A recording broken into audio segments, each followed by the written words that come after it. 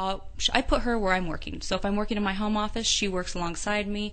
I definitely don't, she goes, oh, I want to check something on YouTube. I said, I'll do it. What are you looking for? Because you can so quickly bounce on YouTube to something like, whoops, I've had a situation where I wanted to show a little one something, and then next thing I know, I'm like, oh, I have to take it away. Right. Because that click in a second, you are to where little eyes should be protected. And they're so impressionable. They're like a sponge, and they soak it up, and they think, wow, everything's made to look so glamorous. Exactly. Right. And you look at these, and I love Disney, but you look at these girls, and they start them out so innocent, and with a matter of months, they're in these music videos with heavy eyeliner and bikinis, and I'm going, gyrating. And they look like they're in their 20s. And they look like they're training for pole dancing. dancing. That's what's really interesting.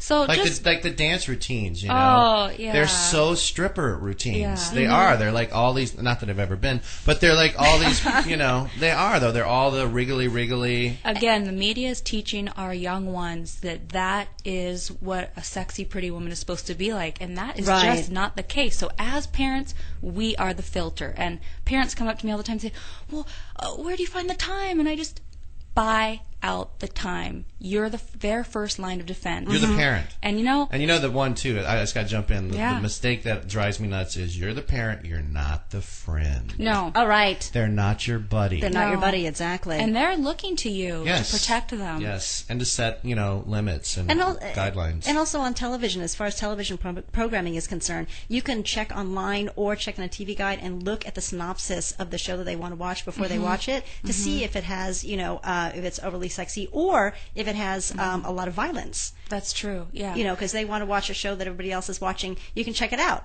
A show like, Mad Men, Sex and the City, Sopranos is probably not for kids. Right. I did want to jump in on Mad Men.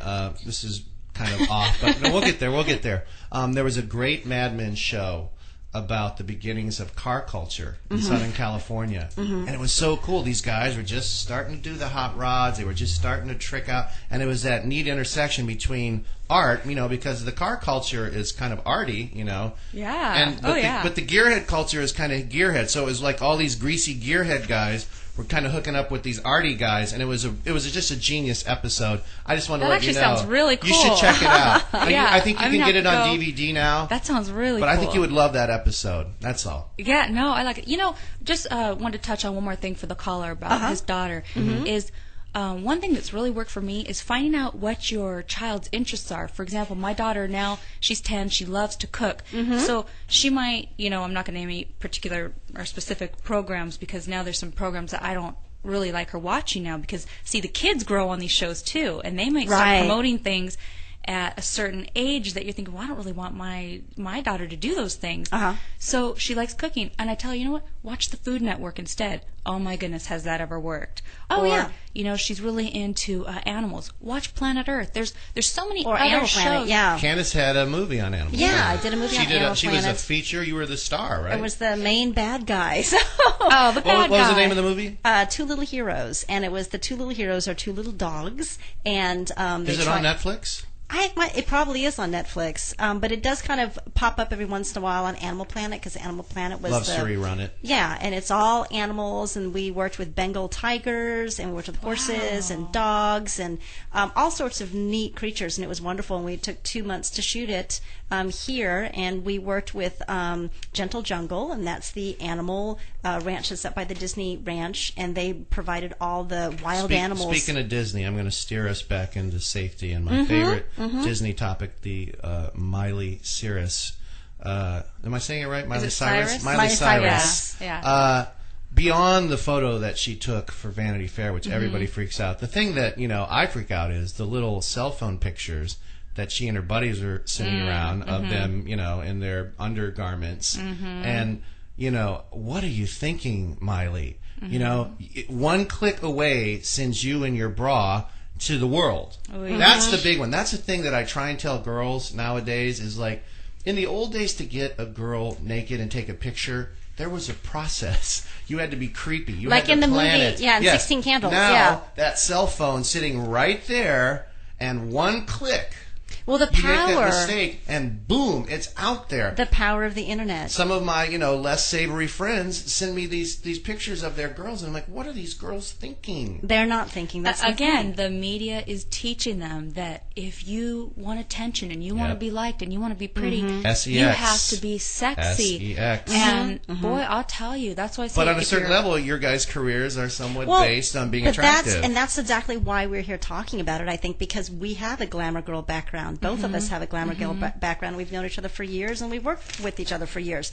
And so I think us talking about our real lives, and also because we are more of the extreme than the average person out there, that we're saying, every day we work on it, and every day we talk about our dress and our appearance and our mannerisms, and it's a work in progress for both of us. We've come from the extreme of earning a living being glamorous, whereas many women out there have not.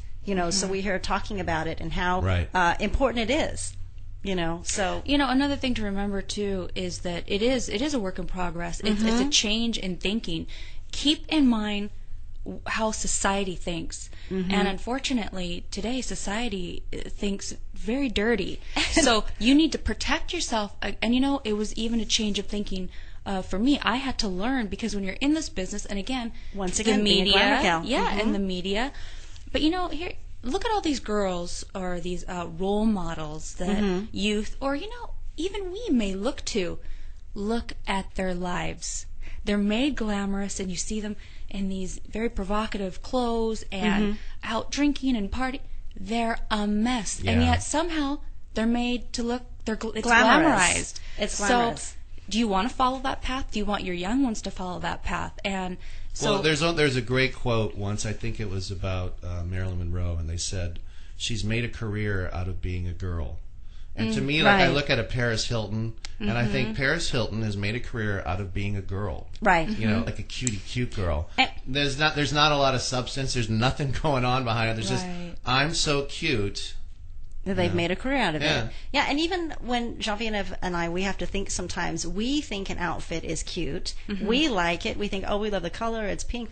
But we, like you said, we have to think of what the world is thinking about us in that outfit. We think it's great. We think it's cute. We don't realize a lot of times that it is probably more sexy than it should be when we're out. Well, especially you guys. Let's face it. You guys could put on a bonnet and a Little House on the Prairie dress, and everyone would be like, I gotta have me one of them bonnets. Bonnets are hot. But we don't realize, and that's why, like you said, it's a good thing. In fact, I'm going to think about that. What you said is to stop and take a look in the mirror every day before you go out. I think that's a great suggestion. And don't be scared to even ask somebody. Do you have a roommate? Do you have a sister or brother, your mate? And ask, because the sales girl at the store is going to tell you you look great. Right. But look, what message